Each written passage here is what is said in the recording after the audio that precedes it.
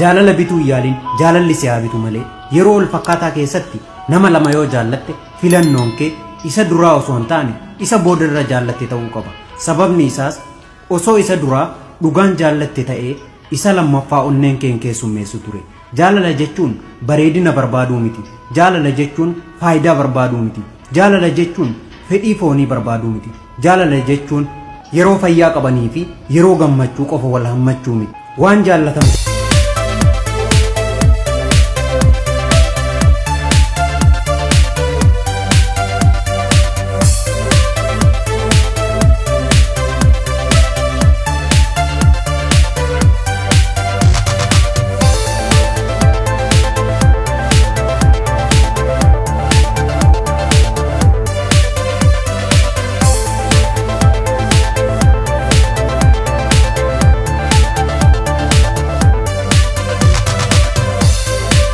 Bartoota kitaanuu wayyamoo kitaanuu dhabuu wayya. Kitaanuu dhabuudha wayya akka kiyyaa kanaafaa silaa kitaanuu baata wayyaadha yoo kitaanan beektee irraa achi faffagaatte asiqiinuu dararaa guddoo qabdi.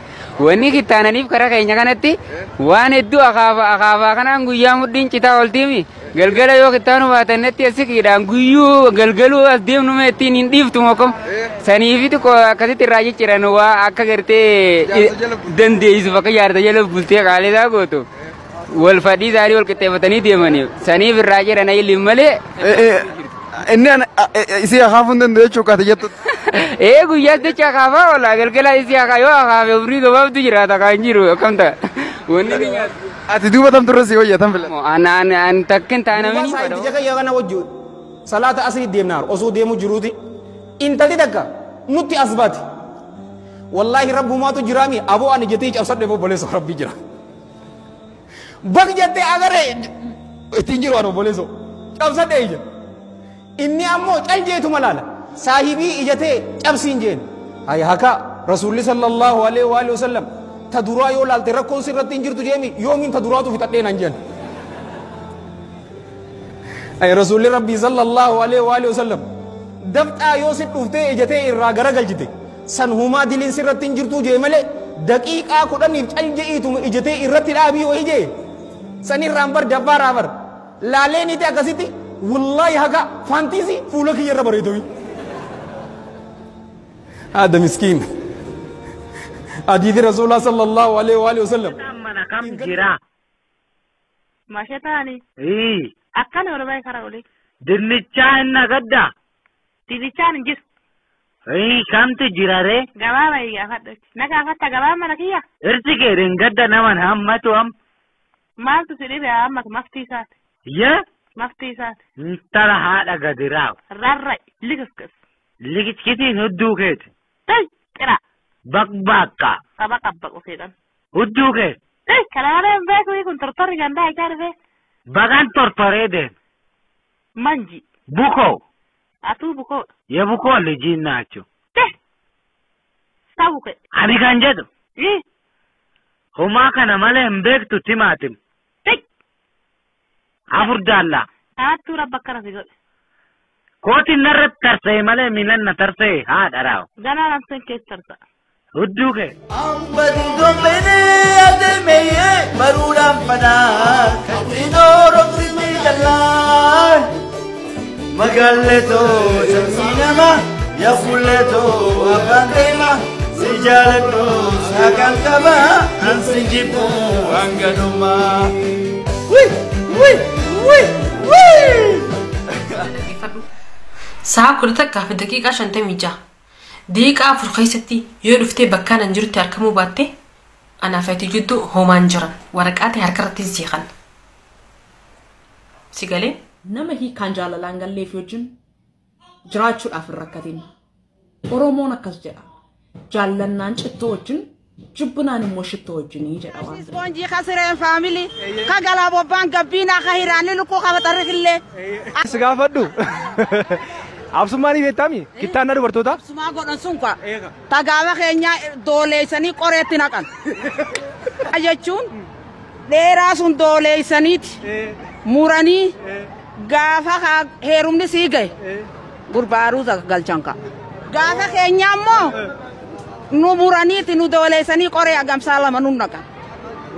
Wabillahi ilkarim gaafas duuba as bahe guyyaa gaafa kan ayaama dheqanii dhufan qaama bishaanitti naqan.